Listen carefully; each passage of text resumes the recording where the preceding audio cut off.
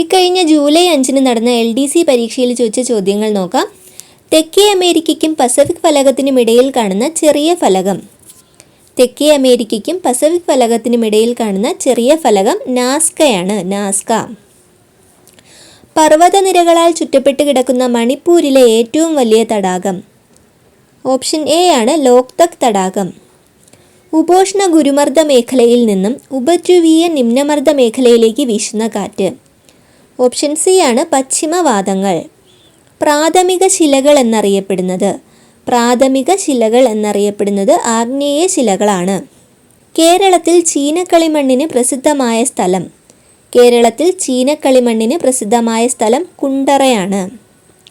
മോക്ഷ ചുഴലിക്കാറ്റിന് പേര് നിർദ്ദേശിച്ച രാജ്യം യമനാണ്. ദേശീയ കാർഷിക ഗ്രാമീണ വികസന ബാങ്ക് നിലവിൽ വന്ന വർഷം ഏത്? ദേശീയ കാർഷിക ഗ്രാമീണ വികസന ബാങ്ക് നിലവിൽ വന്നത് 1982 താഴെ കൊടുത്തിരിക്കുന്നവയിൽ ധവള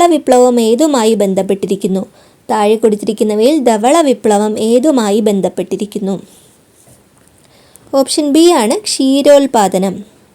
ഇന്ത്യയിലെ ആദ്യത്തെ ബാങ്ക് ദേശസാൽക്കരണം നടന്നത് ഏത് പഞ്ചവത്സര പദ്ധതിയുടെ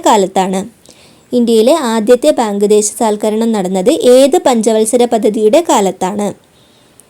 ഓപ്ഷൻ എ ആണ് 4ാം പഞ്ചവത്സര പദ്ധതി. നീതി ആയോഗിൻ്റെ എക്സ് ഒഫീഷ്യോ ചെയർപേഴ്സൺ ആരാണ്?